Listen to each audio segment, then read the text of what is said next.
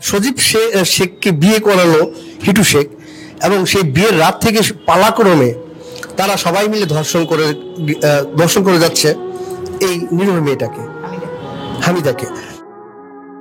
বাসরাতে নতুন বউকে বাবা আর বড় ভাইয়ের হাতে সঁপে দিয়েছিল স্বামী সজীব শেখ।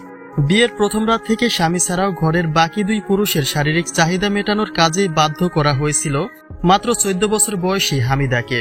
আর সে যে শুরু করলেন হিটু শেখ আর শেষ করলেন হামিদার ছোট বোন আসিয়াকে হত্যা করে। এ যেন নির্মম পরিহাসের এক ইতিহাস রচনা করে দিল হিটু শেখের গোটা পরিবার। পরিকল্পিতভাবেই হামিদাকে দিনের পর দিন পালাক্রমে ভাগাভাগি করে শারীরিক চাহিদা মিটিয়েছে পাপিষ্ট ঘরের এই 3 পুরুষ, যে তথ্যই এবার নিশ্চিত করলেন টিভি চ্যানেলের সাংবাদিক মারুফ হোসাইন।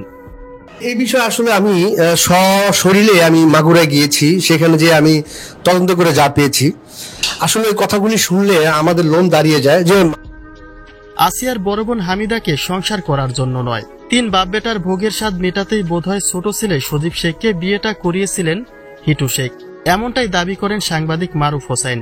তিনি বলেন, আসিয়া ঘটনায় খোঁজ নিয়ে তিনি জানতে পারেন যে সজীব শেখের সংসারে কখনোই স্ত্রীর অধিকার পায়নি হামিদা, বরং ঘরোয়াভাবে 3 পুরুষের স্বাদ মেটাতেই একজন যৌনকর্মীর দায়িত্বটাই দিনের পর দিন পালন করতে হয়েছে হামিদাকে। এভাবে যখন পালাক্রমে করতেছিল, মেয়েটা একদম নিরুপায় হয়ে শুধু কয়েক মুঠো ভাতের জন্য হামিদা প্রতিবাদ করতে চাইলে অনবরত স্বামীর কাছে নির্যাতিত হতে হয়েছে তাকে। স্বামী আরও উল্টো তাকে খোঁটা দিয়েছে যে হামিদারই চরিত্র খারাপ, অথচ পরিকল্পিতভাবে দিনের পর দিন বাবা ভাইকে নিজ স্ত্রীকে ভোগ করতে সুযোগ করে দিয়েছে সজীব শেখ।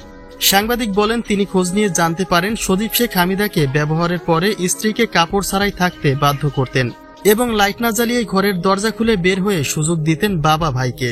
তারাও একে একে পালাক্রমে সেই একই ঘটনা ঘটাতেন, যে ধারাবাহিকতায় চলছিল দিনের পর দিন। একটি নারী, তার 14 বছর বয়স, সেই বাসর রাত থেকে 3 জন পুরুষের এই পাশবিক নির্যাতন সে সহ্য করে। সাংবাদিক বলেন, হামিদা শক্ত হাতে কোনো প্রতিবাদ করতে পারেনি, কারণ তার বাবা একজন হতদারিদ্র মানুষ। যে পরিবারের কথা চিন্তা করে বিবাহিত ছেলে বিয়ে করলো হামিদা, সেই পরিবারের উপরেই আবার কি করে বোঝা হবেন তিনি।